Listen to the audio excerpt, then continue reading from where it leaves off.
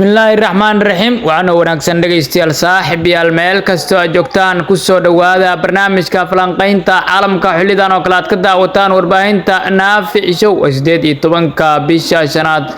2026 qodobada qaybtan aad ku maqli doontaan waxaa kamid ah xilli ay jirtay suurtagalnimada uu Mareykanka ku duulaan uu ku qaadi karo dalka Cuba ayaa wasiirka arrimaha dibadda ee Cuba waxa uu yiri waxaan si cad ugu sheegaynaa inay Cuba diyaar u tahay cid kasta oo isku dayaysa inay duulaan nagu soo qaado waa in iska difaaci doonaa ayuu yiri waxaana adeegsan doonaa ama kaashan doonaa shacabkeena gudaha kale madaxweynaha Mareykanka Donald Trump waxa uu talaadada biri qolka xaaladaha degdega ee qalka cad kula kulmi doona kooxaha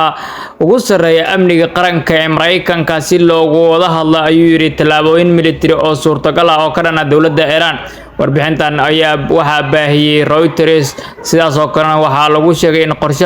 qorshayaasha ugu waaweyn ee miiska saaran ay yihiin waatan koobaad dib u bilaabista howlgalka uu Mareykanka ku ilaalinayo maraakiibta adeegsanaysa maranbiyoodka Hormuz waatan labaad ama in la bilaabo duqeymaha ballaaran oo la beegsanayo goobaha lagu tuhmayo inay ku dhuumaalaysanayaan madaxda dalweynaha Iran arrintan waxa ay ku soo aadaysaa iyadoo xiisadaha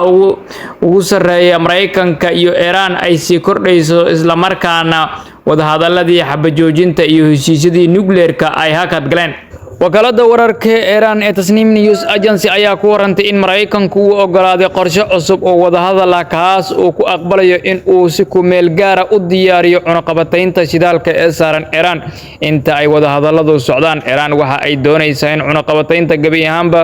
laga qaado laakiin Mareykanku waxa uu hadda soo bandhigayaa oo kaliya fasaxyo ku meel gaar ah oo la siinayo Iran ilaa laga gaaro heshiis rasmi ah oo kama dambaysa dhinaca kale Iran ayaa maanta sheegtay inay fashilisay isku day lagu doonayay in hub iyo rasaas lagu geliyo gudaha dalka Iran kuwaas oo ay wadeen kooxo ka soo tallaabay dhinaca waqooyiga Iraq sida ay warisay wakaalada wararka ee Faris News Agency oo xiriir dhow la leh ciidamada Iran ciidamada ilaalada kacaanka ayaa fuliyay howlgal ay ku burburinayeen kooxdaas iyadoo Tehran ay sheegtay inay taageero ka helayeen Mareykanka war saxaafadeed ka soo baxay ciidanka ilaalada kacaanka ayaa lagu sheegay in kooxda lagu weeraray gobolka Kurdistan isla markaana howlgalka lagu qabtay hub iyo rasaas badan wasiirka arrimaha dibadda Israa'iil ayaa sheegay in uu dareemay farxad weyn intii uu qaabilayay safiirkii ugu horeeyay ee Somaliland u fadhiyay Israa'iil Maxamed Xaaji